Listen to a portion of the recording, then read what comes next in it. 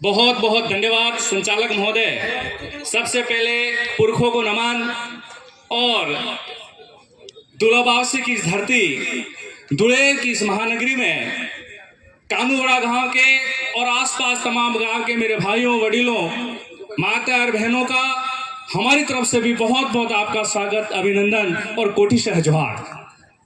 साथ ही दूर दराज भील टेरिटरी से पधारे हुए हमारे राजस्थान विधानसभा के तीनों ही प्रतिनिधित्व करने वाले भाई हमारे बीच में बैठे हैं।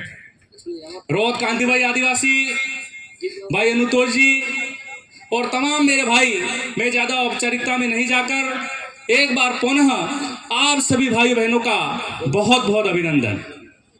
दोस्तों, बहुत सारी बातें यहाँ पर बताई गई हैं। कांति भाई ने मोटे मोटे तौर पे कई सारे बिंदुओं को समेट लिया।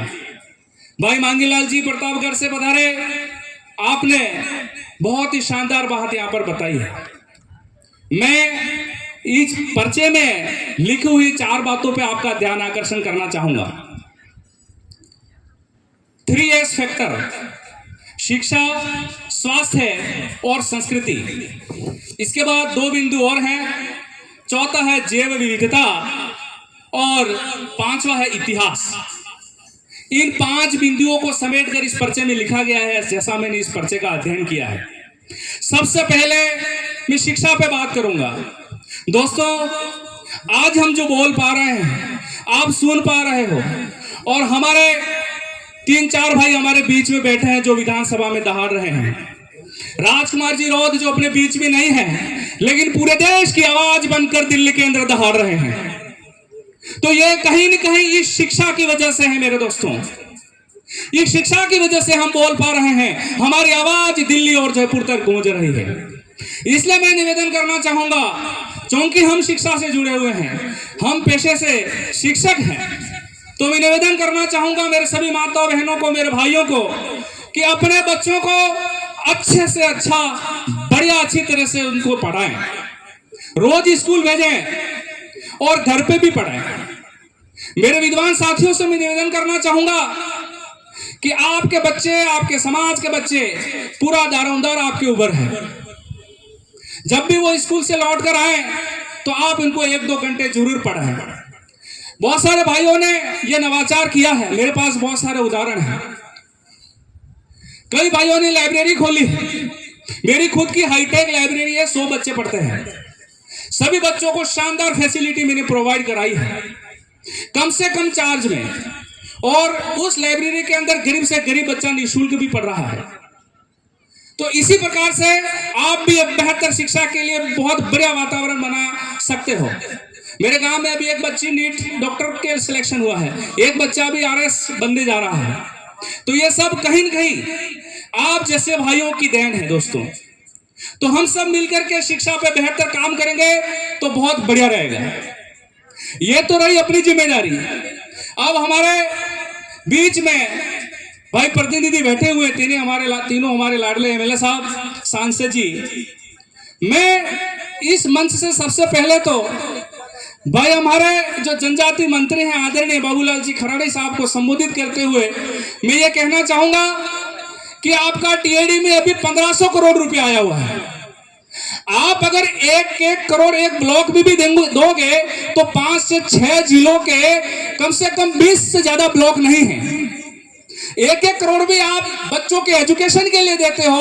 1-1 करोड़ का अगर शानदार भवन या लाइब्रेरी को स्थापित करते हो, बढ़िया कोई अच्छा बहुत शानदार शिक्षण केंद्र स्थापित करते हो, तो भी एक ब्लॉक में 1 करोड़ रुपया ही होगा। तो आपसे निवेदन है इस मंच से कि आप TAD के प्रमुख हैं, तो हमारे ये MLA साहब बैठे हुए हैं, इनको आप 20-20 करोड़ रुपए दे दो। तो ये अपने विधानसभा के अंदर सभी ब्लॉकों में और शेष विधानसभा और शेष इलाकों में हमारे सभी भाई मिलकर के एक बेहतर शिक्षा का शानदार केंद्र बना पाएंगे। दूसरी बात है स्वास्थ्य की। स्वास्थ्य को लेकर के भी भाइयों ने कहा था कि हमारे आजकल सबसे ज्यादा समस्या आ रही है ब्लड की। मैं तो यही कहना चाहूंगा इस मंच से कि विशेषकर हमारी माता और बहनों को, आप बहुत बढ़िया खाना खाएं और अच्छा खाना खाएं, जो आपको पसंद है वो बेहतर तरीके से खाएं। जब आपके शरीर में बेहतर पोषण होगा, अच्छा न्यूट्रिशन होगा, तो आपका शरीर बेहतर तरीके से काम करेगा। आने वाले समय में आपका शरीर मजबूत होगा तो आप समस्त प्रकार की ताकतों से लड़ पाएंगे। आपके बच्चे बेहतर, आपका शरीर होगा तो आप लड़ पाएंगे, वरना अपन बिल प्रदेश बना करके भी फिर किससे लड़ेंगे। इसलिए आपसे निवेदन है कि अपने शरीर को हष्ट-पुष्ट बनाएं और बढ़िया खाएं, ताकि यह समस्या कभी आवे ही नहीं। कई जगह पे हॉस्पिटलों की कमी है, संसाधनों की कमी है, तो मैं तो मंत्री साहब से भी कहूंगा और जो भी जिम्मेदार हमारे प्रतिनिधि हैं कि आप इस देश को, इस समाज को, इस पूरे जन सैलाब को धर्म में नहीं उलझाएं, बल्कि आप इनके लिए बेहतर शिक्षा और स्वास्थ्य की व्यवस्था करें। ऐसा हम सब इस मंच से कहना चाहते हैं। तीसरी बात है संस्कृति की। जब आपकी संस्कृति ही नहीं बचेगी, आदिवासियों की बोली, भाषा और परंपरा, उनका जो लोकगीत है, उनकी जो लोक विधा है, उनके पोशाक है, उनकी अपनी जीवन शैली है, उनका अपना जीवन दर्शन है, वो ही नहीं बचेगा तो फिर हमारा इतिहास कहां से बचेगा, आदिवासी कहां से बचेगा मेरे भाई। अब संस्कृति को मिटाने के कुत्सित प्रयास किए जा रहे हैं। आप सबको पता है कि अभी उदयपुर के सांसद महोदय ने प्रशासन मंडल को इंगित करते हुए मुख्यमंत्री साहब को एक लेटर लिखा है, जिसमें कहा है कि 9वीं का सामाजिक विज्ञान की पुस्तिका के अंदर जो बच्चे अभी वर्तमान में स्कूलों में पढ़ रहे हैं, उसमें वो कहना चाह रहे हैं कि गोविंद गुरु ने कोई बिल प्रदेश की मांग नहीं की थी।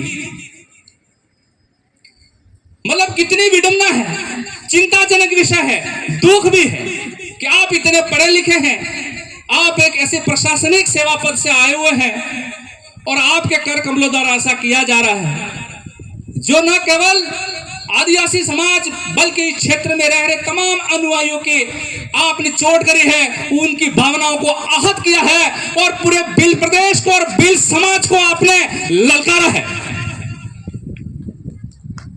आपको यह पता होना चाहिए कि जब जब भी आदिवासी संगठित हुआ है तो उसने अपनी पृथक बोली, भौगोलिक टेरिटरी, भौगोलिक इलाके के लिए ही उन्होंने आंदोलन किया है। दोस्तों, यह पता होना चाहिए। स्पष्ट रूप से लिखा है कि बिलराज कायम करने के लिए, प्रदेश के आदिवासियों को एक करने के लिए, उनकी संस्कृति, उनकी परंपरा और उनके अस्तित्व को बचाने के लिए भक्ति आंदोलन के माध्यम से बिलराज कायम करने का संघर्ष किया गया था। यह किसे पता नहीं है। ऐसा कुत्सित प्रयास जो आपका ये दुस्साहस है, हम सहेंगे नहीं। और इसके लिए आप सब बैठे हुए मेरे भाई, जितना हो सके आप अधिक से अधिक आप प्रशासन मंडल को लेटर लिखें, और हमारे तीनों विधायक साहब भी बैठे हुए हैं, सांसद जी भी हैं, आप जल्दी से एक बढ़िया लेटर लिख करके आप प्रकाशक मंडल को भेजें और मुख्यमंत्री को लिखें। हमारी तरफ से भी विरोध प्रदर्शन होना जरूरी है, बहुत ही लोकतांत्रिक तरीके से। चौथी बात है जैव विविधता की। जैव विविधता में सारा पर्यावरण आता है।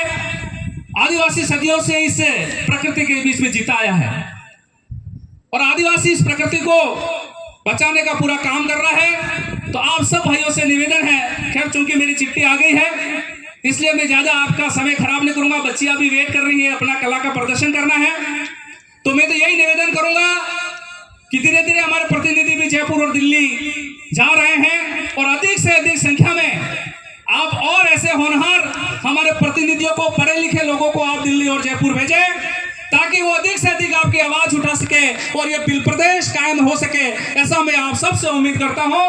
हमारा सम्मान किया, हमें बोलने का मौका दिया, इसके लिए मैं तमाम भाइयों का बहुत बहुत दिल की गहराइयों से अभिनंदन करता हूं। 2 लाइनों से मेरा वक्तव्य समाप्त करता हूं कि रख हौसला वो मंजर भी आएगा, रख हौसला वो मंजर भी आएगा, प्यासे के पास चलकर समंदर भी आएगा, मत थक ओ मंजिल के मुसाफिर, मंजिल भी मिलेगी और मंजिल मिलने का मजा भी आएगा।